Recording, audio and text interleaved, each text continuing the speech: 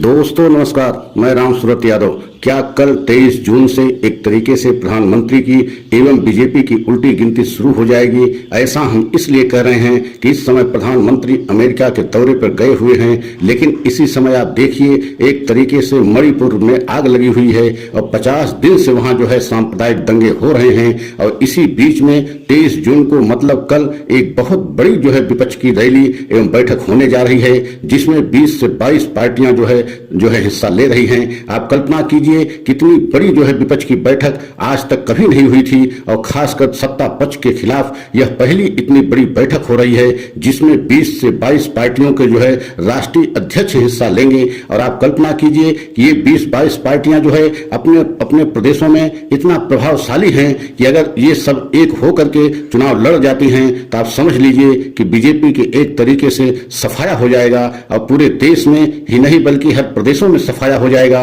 क्योंकि ये 20-22 पार्टियां जो एक साथ जो है बैठक करने जा रही हैं और खासकर नीतीश कुमार के नेतृत्व में जो बिहार के मौजूदा मुख्यमंत्री हैं और तेजस्वी यादव जो बिहार के उप मुख्यमंत्री हैं, इनके अगुवाई में और इन्हीं के नेतृत्व में ये बहुत बड़ी जो है बैठक और रैली होने जा रही है। मतलब यह ऐतिहासिक बैठक जो है होने जा रही है पटना में। आप कल्पना कीजिए कि प्रधानमंत्री इस समय अमेरिका दौरे पर हैं, लेकिन इस जो है बैठक को लेकर के बेहद जो है टेंशन में है और पूरी बीजेपी इस समय इस बैठक को लेकर के बहुत हैरान परेशान है कि इस बैठक में क्या होने वाला है, विपक्ष क्या क्या फैसला लेने वाला है। आप कल्पना कीजिए कि सब बड़ी बड़ी विपक्ष की पार्टियों के राष्ट्रीय अध्यक्ष, वो चाहे केजरीवाल हों, चाहे ममता बनर्जी हों, चाहे अखिलेश यादव हों, मतलब सभी प्रदेशों के बड़े बड़े विपक्ष के पार्टियों के राष्ट्रीय अध्यक्ष इस जो है बैठक में शामिल होने जा रहे हैं। अब पूरी तरीके से जो है कांग्रेस के नेतृत्व में चुनाव लड़ने के लिए लगभग सभी पार्टियों ने अपनी सहमति दे दिया है और इसमें मुख्य अतिथि के रूप में राहुल गांधी एवं मल्लिकार्जुन खड़गे होंगे।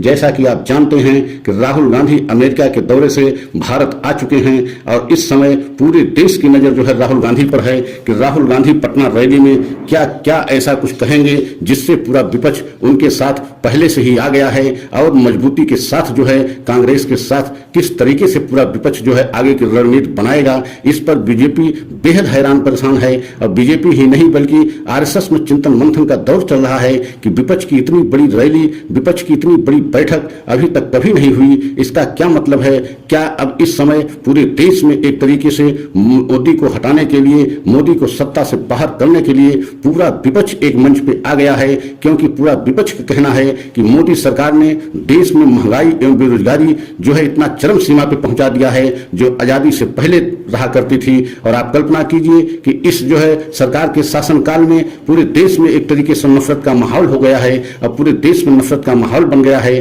और इसका ताजा उदाहरण आपको देखने को मिल रहा है कि मणिपुर राज्य जो है 50 दिन से सांप्रदायिक दंगों में जल रहा है। लेकिन आप कल्पना कीजिए कि प्रधानमंत्री मोदी अमेरिका के दौरे पे तो चले गए, लेकिन जो है मणिपुर के लिए शांति बहाली के लिए कोई प्रयास नहीं किया। वहां के बड़े बड़े लीडर जो है लीडर के मतलब वहां के बड़े बड़े जो लीडर और नेता हैं उनसे बात नहीं किया, जबकि मणिपुर के बड़े बड़े पार्टियों के लीडर आकर के दिल्ली में आज 15 दिन से डेरा डाले हैं। कल्पना कीजिए कि प्रधानमंत्री को उनसे मिलने का समय नहीं था और यहां तक कि मणिपुर के लिए एक शब्द जो है प्रधानमंत्री नहीं बोले। शांति बहाली के लिए वहां की जनता से कोई अपील नहीं किया और वहां से आए हुए जो मणिपुर के नेता जो दिल्ली में सब डेरा डाले हुए हैं और विपक्ष के नेताओं का भी यही कहना है कि प्रधानमंत्री मणिपुर के विषय में क्यों कोई बात नहीं किया, क्यों वहां की जनता को कोई संदेश नहीं दिया और क्यों प्रधानमंत्री वहां शांति बहाली के लिए कोई कदम नहीं उठाया। क्या प्रधानमंत्री को अमेरिका दौरा करना बहुत जरूरी था और देश के एक राज्य जो है जो 1.5 महीने से ज्यादा समय से एक तरीके से चल रहा है उसके विषय में एक भी शब्द प्रधानमंत्री नहीं बोले और जो है अमेरिका दौरे पर चले गए। तो इस समय विपक्ष की रैली जो होने जा रही है एक तरीके से सांप्रदायिक दंगा एवं तनाव को लेकर के, देश में नफरत को लेकर के भी एक तरीके से बहुत महत्वपूर्ण जो है रैली और बैठक मानी जा रही है, क्योंकि इससे बीजेपी को बहुत बड़ा एक तरीके से टेंशन हो गया है कि अगर जो है विपक्ष कोई बड़े बड़े फैसले लिया और विपक्ष एक साथ पूरे देश में चुनाव लड़ा तो ये आप समझ सकते हैं कि बीजेपी के लिए आने वाले समय में बहुत बड़ी मुश्किलों का सामना करना पड़ेगा। और आपने ये भी देखा है कि अब तो धीरे धीरे बीजेपी में अंदर ही अंदर जो है बगावत के सुर शुरू हो गए हैं। आपने देखा है राज्यसभा सदस्य जो सुब्रमण्यम स्वामी हैं उन्होंने भी खुल करके एक तरीके से प्रधानमंत्री प्रधानमंत्री मोदी की आलोचना की है, मणिपुर को राज्य को लेकर के जो है आलोचना किया है कि प्रधानमंत्री कोई प्रयास क्यों नहीं किया। मणिपुर राज्य एक तरीके से जल रहा है और वहां 50 दिनों से ज्यादा सांप्रदायिक दंगों में लोग मारे जा रहे हैं और मणिपुर में कोई भी अपने आप को सुरक्षित महसूस नहीं कर रहा है। आप कल्पना कीजिए, सांसद विधायक मंत्रियों के मणिपुर में घर फूंके जा रहे हैं, लेकिन प्रधानमंत्री एकदम अनभिज्ञ बने रहे और अमेरिका के दौरे पर चले गए, लेकिन मणिपुर की शांति बहाली के लिए कोई कदम उठाना उचित नहीं समझा, वहां की जनता को एक संदेश देना उचित नहीं समझा। तो आप सोच सकते हैं प्रधानमंत्री हमारे जो है यात्रा को लेकर के